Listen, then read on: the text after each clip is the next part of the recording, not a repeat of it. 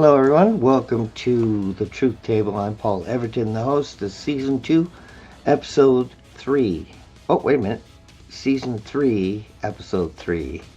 As the numbers get higher and higher, it's going to get more complex for me, for my brain. I seem to be bombarded with chemicals, as we all are. Creator, thank you for this day. Thank you for my guest. May my bless my words so they bring light into the darkness. May my love project north, south, east, and west. Miigwech. All right, so this, this, these are very difficult shows for me. I've done a few where my guest has lost their child. As you probably know, my followers know that I've lost three, and so I know that it's a wound that doesn't heal, and it's a tragic story, and even worse for my guest because my children were just babies. So I didn't have 19 years to develop a relationship and a bond with them. So this would be even more difficult. Just as um, Josh Mills, the same thing. He was, in 19 or 20. He was very young as well. So I will try to keep my composure because it is a hard topic, and my condolences to Sam and Bridget for their loss. And they Sam took this tragedy and created a beautiful, inspiring movement called Sammy's Backpacks. And I left the link in the description. If anyone would like to join, you can donate supplies, monetary gifts, volunteer. And it's an absolutely beautiful thing. And there's Sammy there, Sammy Jr. Um, Healthy boy, taken from the world in 2020 when COVID was brought into the world. I do look forward. I'm grateful that my guest is joining me today, and I'm thankful um, that he's willing to share this story. We have a mutual friend who's also been a guest on the show, Gordon Berry James Jr. That's a lot of names. He's the leader of the National Constitution Reform Party, and he's also doing what he can, on that front. So we have a lot of different beautiful people that are, show courage and are doing something to try to bring light into the darkness. And I'm gonna introduce you to Sam right after this.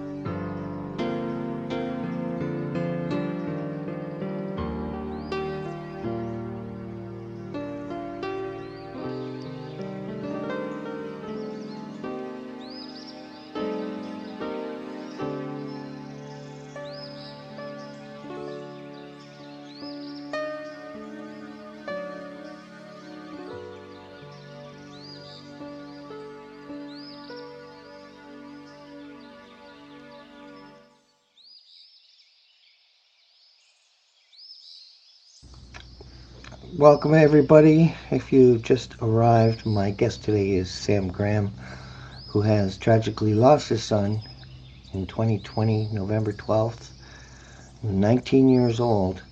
And I want to thank him and welcome him to the Truth Table for the first time. Welcome, Sam. Thanks for coming and sharing your story with us. Thank you very much. I'm welcome to be here. It's my pleasure. I mean, you took a tragedy and you turned it around and made something amazing to to share with other children. And maybe we could start with November 12th and how what happened to Sammy? There's it's a lot of information, a lot of story to everything. Um, but what happened to my son on that day was horrifying. It's very difficult to talk about at times, but sometimes I'm okay to talk about it, and I do want people to hear my son's story and what happened to him.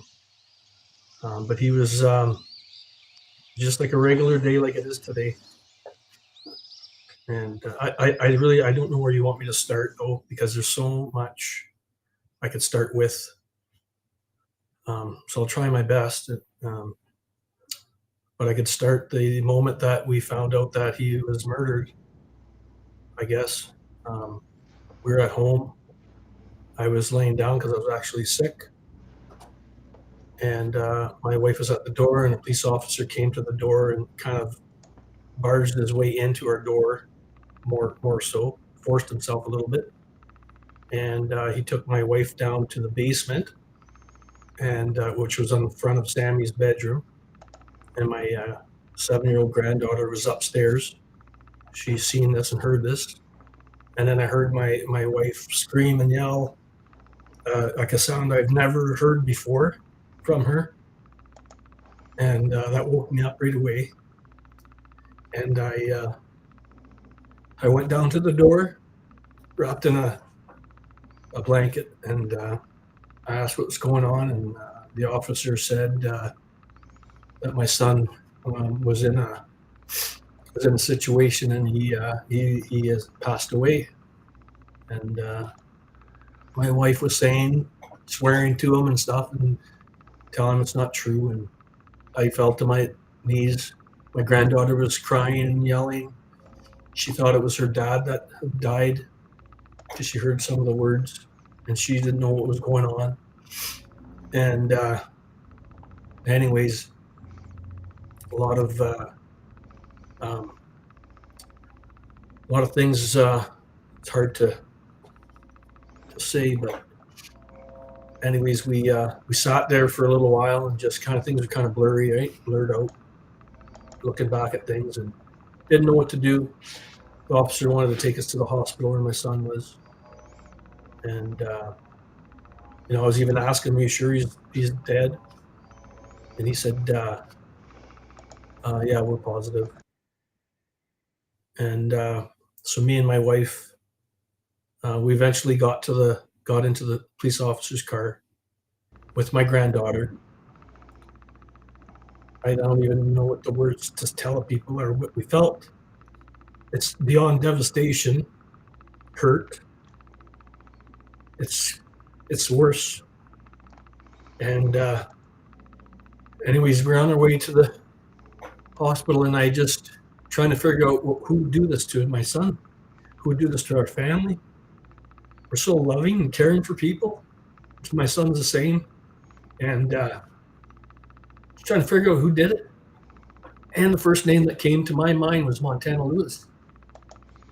And I asked him if Montana did this. And he said, "I can't tell you anything. I can't tell you any of the details right now." So I just, I got off that topic. We got to the hospital. My wife was trying to keep my granddaughter in good spirits, and, "Oh no, Uncle Sammy's just hurt. We got to figure out what's going on." And we called her mother to see if she could come get her, and we couldn't get a hold of her. And anyways, so here's me and my wife walking into the hospital. Our son has been murdered, and my granddaughter sitting with a cop that we have no idea who he is. And we let the cop take her to her mother's house where her stepfather was. That's horrible to even think about that part, but we weren't even thinking at that time. And yeah, that happened. So anyways, obviously good that the officer's a good man. I'm not judging him at all. I'm just saying, let your granddaughter go with a stranger. Your son just got murdered. It's just, Yeah, so absolutely. I can tell you, Paul, I know my whole 5.5 years, I've ran through these details daily. So I know a lot of details. So when I'm going to talk, it's going to be a lot of detail. So I don't know how much time you got for certain things. You just As push me much as it along takes. No because I limit. have yeah. Anyways, this is the first time I've talked about it to somebody else, in this kind of situation. It's So hard. anyways, so we're in the hospital. Yeah, we're in the hospital, and we have a friend that's a nurse that meets us there.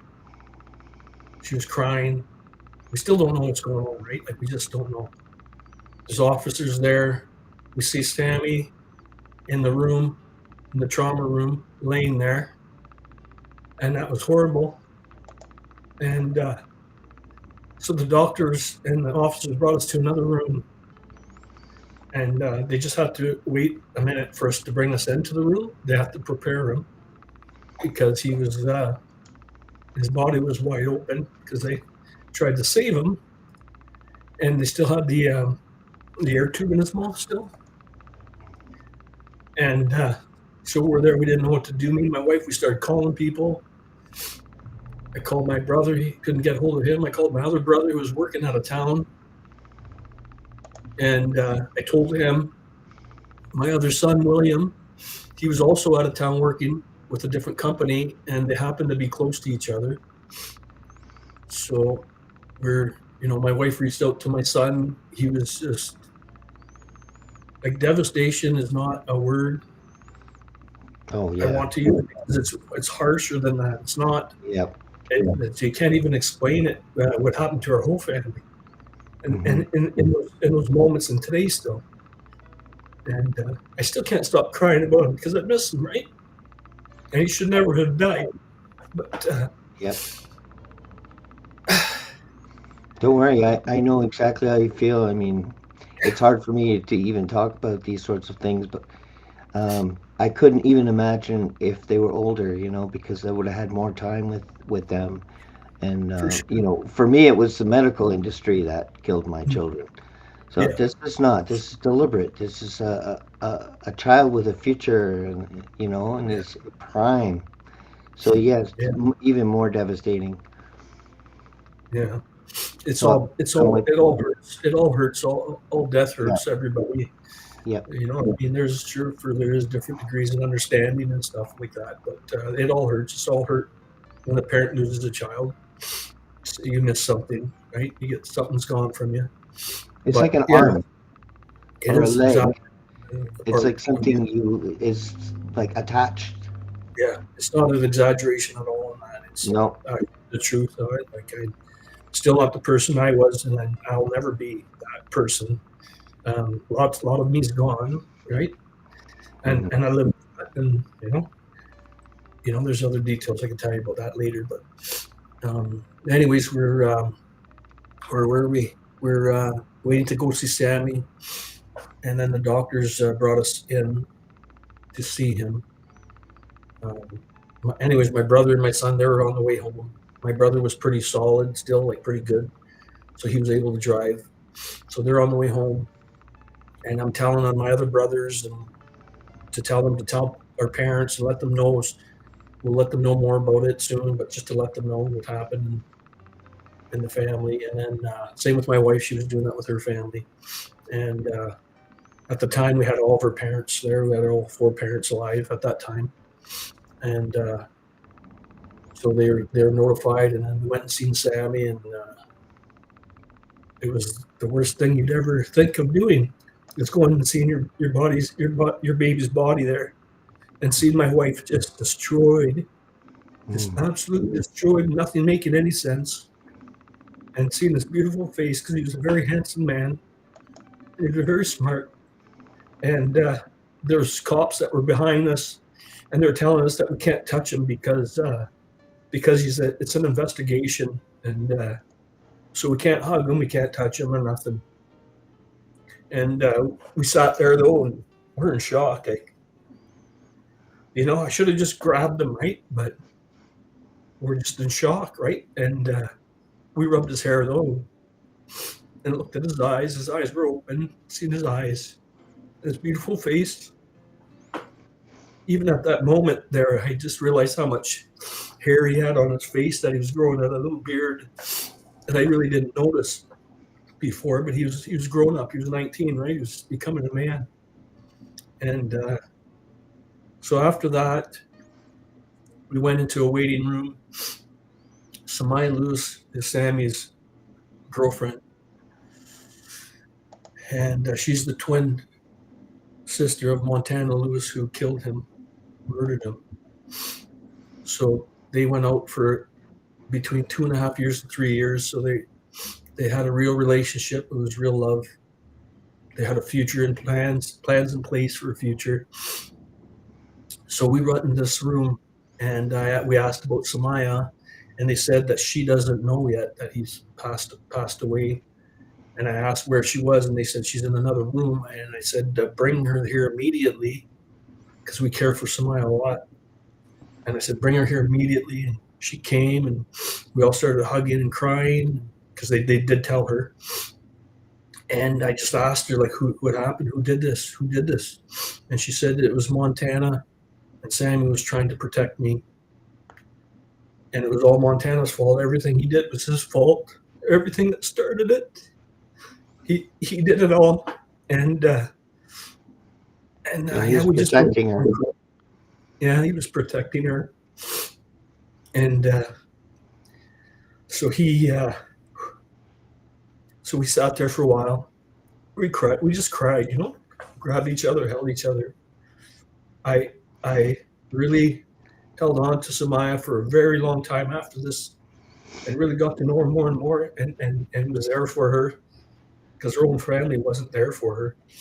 She was stuck in the middle of something, and we embraced her for a long time after. But anyways, we end up going to see Sammy all together. It was just the same stuff, just devastation or beyond that. And we cried. And at the end of that night, I would think I had to pull my wife away. I didn't know what else I could do for me or her. I just didn't know what to do anymore. We sat there for a while, and I got her to leave with me. It took a little while. But she came with me. She didn't want to go. I didn't want to go, but I just didn't know what to do. I wish I would have spent more time with my son. Now that I think back, I wish I would have just told them all to fuck off and leave us alone for a bit privately. But I didn't, because I couldn't think. But so we said goodbye to our son best we can. And then we went home that night. We came home. We went to the door. We went right downstairs. We slept in Sammy's bed for 2 months after that, every night. And that's what we did. And then from there, the last 5.5 years happened. And it was very hard with all the other things that came next. And crazy what our system, our justice system did to our family. It was horrible, a horrible experience. We are, and always been, a true Canadian family, blue-collared, educated, loved. We've taken kids, we've taken anybody. My son was like the same way. We're all the same way. And when you need the system one time in your life, once in your life, to be beside you and stand up for the rights of people, and they're not there, you realize they're not there. They are not for you. It crushes you again, and it awakens you even more to everything that's going on. And you went right into COVID, another massive abuse. COVID was right there, and it's just starting to get overwhelming there, COVID itself. And that was so hard. Bad enough, yeah. That was so hard on people, and going through this and COVID shit. And, my mother died in that, and my father got sick, and he's in a home now, and my wife's mother died, and I could handle my parents passing because it was their time. I understand it. I didn't grieve like this with my parents because I understand life, I love them. I miss them. But I understand that it doesn't even compare to what happens when you lose a child this way. Yeah, There's no, strong young yeah, boy with our next life. morals, Yeah, standards. You've raised him well. yeah. He had love in his life He was with going to be, plans, dreams. he was going to be a social worker with Indigenous specialization. That's what he picked. That's what he wanted to do. We went up to the Sioux College together, and he wanted me to come with him so we could look at a bunch of different courses. And that's I what knew he wanted to. I knew this was going to be hard for me. Yeah, I knew this was yeah. going to be tough. But I suppose it's the best place because you have someone who understands. Mhm. And Yeah. I think my way of surviving, I guess you could call it surviving, is my faith and understanding that there's they're still living, that I will see them again. That they're in heaven, they're in our Creator's arms, awaiting our arrival in peace, and they live in peace and harmony, and that's how I get through. Yeah. I've I've been down many different paths and stuff. The crater path, been down, and I know we think that, and we're gonna see them again, but it's fucking hard when they're not here. And when my son got murdered, it's hard because he should be here, Yep, and I won't be able to see him for whoever knows how long. And I know time flies by and stuff, but it's not now. It's not in this moment. It's not the last 5 years moments. My son's gone. yep, I know he's in the spiritual realm. I know he's with our Creator. But for yep. me, I still have a very difficult time with And the that. It system, doesn't ease the you system is know. still like punishing you because Mhm. it went from first degree murder to manslaughter. So they're Yes, making it light of it, that it wasn't yes, cold and calculated, yeah, intentional murder. So the yeah. system itself is not even respecting you. No, they never have the whole 5.5 years. We've showed lack of respect from, I'm going to tell how it is, lack of respect from the judges, from the Crown, from the defense, all of them. We've had so much disrespect in that courtroom. And that's incredible, incredible. And I know that for myself now. It's not a story. It's my truth. I lived through it. I know. I know what it is. I see what it is now. And we have had nobody on our side to help protect us. Nobody to stand up for us. Nobody for a voice for my son, and nobody for a voice for us that we could tell them what we know, what we've seen, the stuff that we put together. The whole system is scared of that. Is scared of us for telling them what the truth really is. Hmm. And you see that. You see that, right? You go in a courtroom, you got the judge, you got the Crown, you got the defense. There's Yep. no our side. The Crown No. is not there for us. They're there for the laws that are in place, Yep. and that's it. And we're not allowed to speak and talk up, and you just wonder why we're not. Why not? The defense can, Montana Lewis can. Why can't we speak? They Yeah, shut us down. manslaughter's a lot lighter sentence than first degree. So Way he would get later. less time, right? He's been in jail ever since that day, but they Good. let him out. They let him out last day July. They let him out, and on parole, My God. on bail, sorry, and they let him out.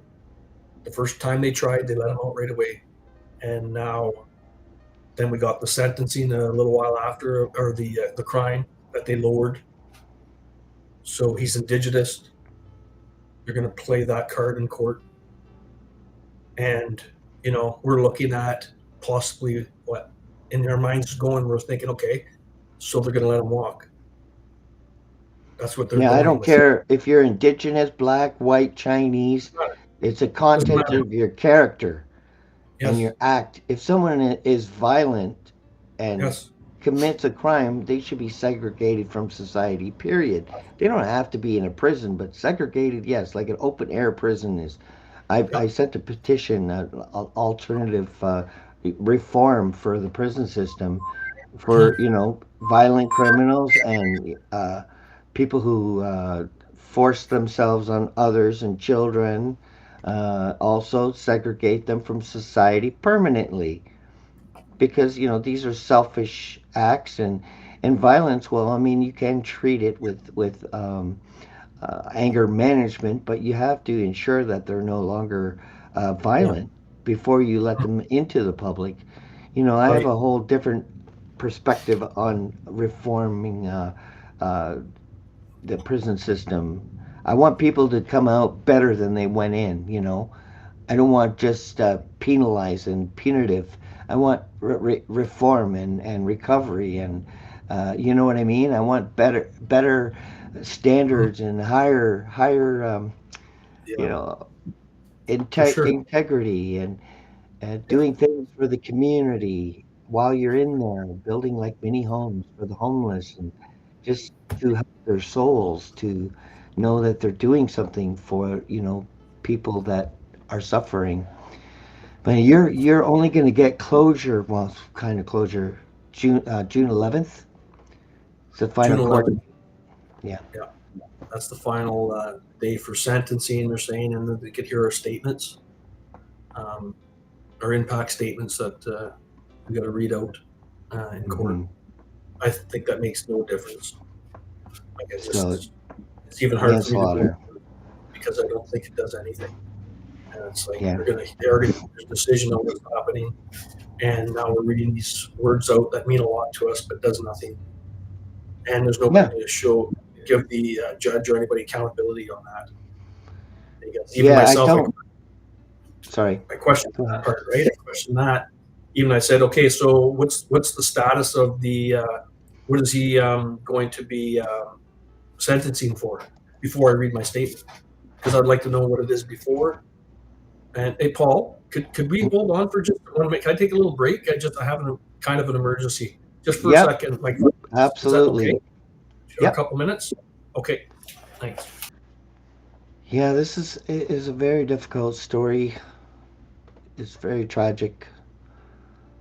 You know, uh, to lose a child at such a prime in his age. I couldn't imagine it. My children were very young. They were babies. Two were in the womb, and there was another crisis at that point. I don't know if it was Ebola, but they convinced the mother to be injected, and one child died almost right away. Between the ultrasounds, one child was just gone, like it was disintegrated, and not long after the second one miscarried. So I didn't have time with them to have that bond. And hello, Cleo. Cleo has been with me on this show since the beginning, and pretty much. And I appreciate you, and I appreciate all the followers. This show is not like the others. This is kind of a niche. Um, I touch on things that aren't about clicks, but real stories, real whistleblowers, real situations. There's no intent, there's no motive behind this show. It is just trying to shed light in my creator, the creator within us, the creator within me. Let that light shine into the darkness and reveal to my fellow man. And that's really been the mission of the truth table, is to expose what is not comfortable all the time. And losing someone you love is never easy. It's always difficult.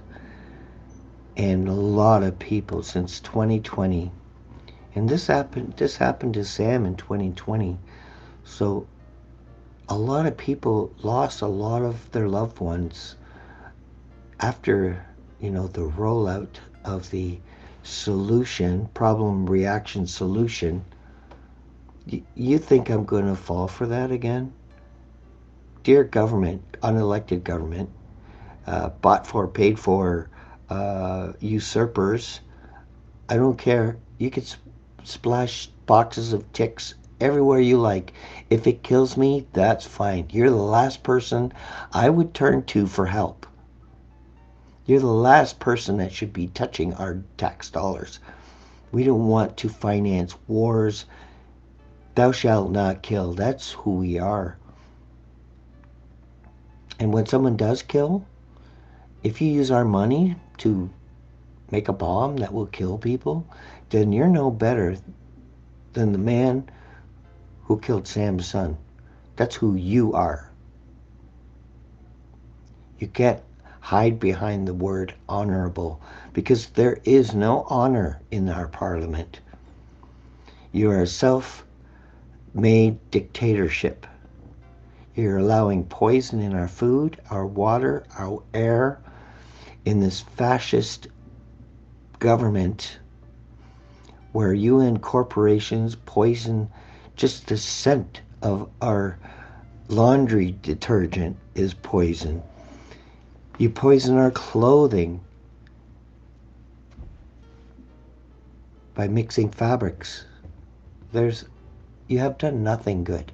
You have poisoned the minds of our children with your cult-like blurring of the lines of sexes. You've made creating a Sodom and Gomorrah, allowing bestiality. You've shown you who you are, and using the military and the police to enforce your COVID and your protocols that remdesivir and intubation that murdered people. Your protocols killed people. You are murderers, Canadian government. And it doesn't matter if you're liberal, conservative, NDP, Green, Bloc, you're all the same. You're all in the, nobody has helped us. Not one of you. All you are is the rainbow colors of the pride agenda. Pride is a sin. A lot of people that have read that in their Bible. It's one of the deadly sins, pride. And you want to put every sexual deviant debauchery and celebrate it on the streets, running around naked, celebrating anything outside of a man and a woman relationship. I know I'm getting off rail here, but I'm not afraid of you. I don't care if it's hantavirus or Ebola virus. I'm not afraid of you anymore because the creator within me is way more powerful than the God you serve. I know who you serve. The God you served wrote the Quran, edited the Bible. Your your God has separated people from the Creator instead of bringing them together with the Creator. And your militant Quran that creates violent men who don't respect women or children, little boys, little girls. They're all just you know condoned by your book. I read your book, so I know what's in there. And we want the truth. And so it takes courage, but everyone that watches this show, I want the truth! You can't handle the truth! that's who we are. We want the truth. I'm suddenly blurry. I don't know why I'm blurry, but maybe this is the camera they used for Sasquatch. Maybe it was just the camera, or maybe he's just blurry. It's one or the other. So my guest has an emergency, and I have the the gift of gab, right, Cleo? You know, I tried to get Cleo on my show because I know everyone has a story, and she has a story too. And not everybody needs to share their story, um, but everyone has a story, and especially since 2020, and most people have, lost loved ones, and and have suffered, and understand and relate to my guest, to me. Am I blurry? I'm blurry to me. Yeah, the camera's blurry. I don't know what's wrong here. So, what I'm going to do right now is I'm going to show you, it's in the description, but I want to go through Sammy's backpacks. After losing his son, he started this website, which is absolutely beautiful. And on June, when is it? It's happening in June 19th and 20th, 11 a.m. to 5 p.m. in Sault Ste. Marie, 498 Black Road. Um, they're going to have a barbecue and a car wash, and it's their second annual Sammy's Backpack Barbecue. So out of the devastation in Sammy's life spawned a beautiful um, tribute to his son. And for more information, if you want to be involved, it's in the description. Visit the website. Let me go through the mission here. Sammy's Backpacks exists to offer hope, dignity, and practical support to kids in need, one backpack at a time. We are a community-driven initiative that donates backpacks filled with school supplies, personal care items, and essentials to children and teens in need. Each backpack is a small gesture of support, hope, and dignity, and a way of keeping Sammy's spirit of kindness alive. Honoring Sammy through hope, one backpack at a time. Sammy's Backpacks is a heartfelt initiative created in memory of Sammy, whose kind and generous spirit continues to inspire us. We provide backpacks filled with school supplies, personal care items, and comforting essentials to children and youth facing difficult circumstances. Each backpack is a simple but powerful way to show these kids they are seen, supported, and never alone. It's our way of keeping Sammy's compassion alive by offering practical help with a personal touch. That's beautiful. They also have a bus through the mission, a mission in motion. Thanks to an incredible anonymous donation, Sammy's Backpacks introduces a new accessible bus to serve schools, families, and communities with heart, inclusion, and love. And this is the van. How awesome! They're extremely excited and happy to share that we have just purchased a beautiful wheelchair accessible shuttle bus for Sammy's Backpacks. This dream has been in the works for over 2 years, and it's finally coming true thanks to an incredibly generous anonymous donation that helped make this purchase possible. We truly cannot thank them enough. Their kindness is helping us carry Sammy Jr.'s legacy forward in a meaningful way. We would also like to extend a very special thank you to Richmond Hill Machinery, a proud third-generation family business established in 1968. As a second-generation family business ourselves, founded in 1963, this connection means even more to us. Their team was aware of Sammy's Backpacks and the mission behind it, and they could not have been more supportive. Their generosity is providing a significant discount on the bus made this purchase possible, and we are incredibly grateful for their support and belief in what we're doing. This bus will serve as our mission delivery vehicle, allowing us to bring backpacks and school supplies directly to schools and individual families. It will also travel with us to all our events, and soon we'll be visiting even more schools throughout the community. The bus is built to comfortably accommodate up to 7 people, including the driver, and features a handicap accessible ramp so that every child can be part of the experience. No one gets left behind. We can already picture the smiles on the kids' faces when they see this bus pull up into their school. It's going to make them feel seen, included, and excited.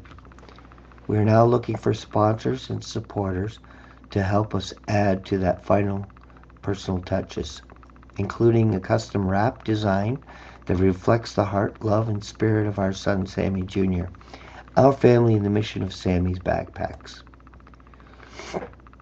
The more support we receive, the more children we can help. This is about much more than backpacks and school supplies. It's about unity. Yes, I'm all about unity, unifying mankind. And this is certainly fits right into what what I'm trying to do myself.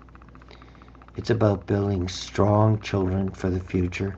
It's about overcoming hardship together. It's about showing up with strength, compassion, and love.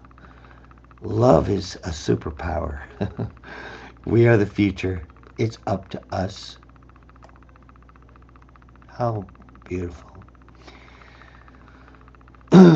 So, even in tragedy, something beautiful can, you know, be born from it. And this is a great example of that. Helping kids, you know, fighting for families denied justice, keeping Sammy's legacy alive through action. I'm not sure if Sam is back yet. No, he is not. That's fine. I keep going. Um, no, victim income impact statements needed for Sammy. So that will be November. Um, no, sorry, June 11th. That this will be happening. Their son, Sammy Graham Jr., was murdered on November 12, 2020. After more than 5.5 years in and out of court, the final sentencing hearing is June 11th and 12th, 2026 in Sault Ste. Marie. We are asking anyone who knew Sammy and has not yet submitted a victim impact statement to please do so as soon as possible. The deadline to submit a statement is May 28th, so 8 more days. But we kindly ask you try to have it submitted as early as Wednesday, May 27th. And if you go to the website, it will show you where to email the impact statement. And you can choose to read your statement in court yourself, or the judge can read it on your behalf. Uh, Whatever you are most comfortable with is completely fine.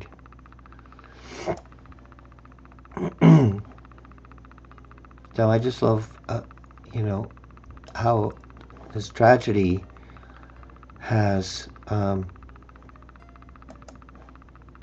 been turned into something good, something dark was brought to light. And also, just once again, June 19th and 20th, 11 a.m. to 5 p.m., rain or shine, on 498 Black Road in Sault Ste. Marie. They're going to have the second annual barbecue and car wash. Uh, Now Sam isn't here. I may I may end the show because I am running out of things to say. But I'm sorry. I hope everything is going to be okay. Sam, are you can hear me? I hear sound. Everything okay, Sam? I mean, um, I just want to make sure you're okay. I hear sound. Oh, Hey, there you hey, are. Paul. Yeah, I'm still in the middle of something. Is this able to for me to return later on, or You know what we could do is yeah? uh, have another show after the court, after Okay, in June, and we okay. can discuss the results Yeah, I'm sorry to cut at it that short here. point. But I've Yeah, got I've gone through your website. I talked yeah. about the program, and I left the link in the Okay, description so people can volunteer, and so we did that much at least, and I appreciate your time that you did have, and yeah. I wish you the best until then, and we will Thanks. schedule another show after. Thank you for coming on. I Okay, appreciate thank you. you very much. Appreciate you. Thank you. And I want to thank you all at home for joining us on the second season, third, oh my God, Truth Table third season, episode 3. And tomorrow I will be doing Raising Frequency series um, with Francine DeGiorgio. And hopefully we can raise your frequencies tomorrow at, I think it's, um, yes, 2 p.m. tomorrow. I will see you then. I wish you all a great day, and thank you for joining me on the Truth Table.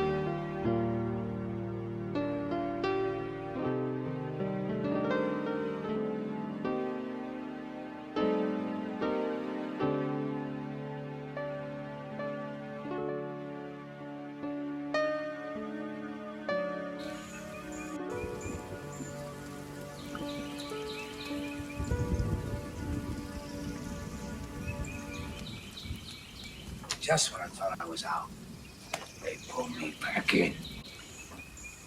I want the truth! You can't handle the truth!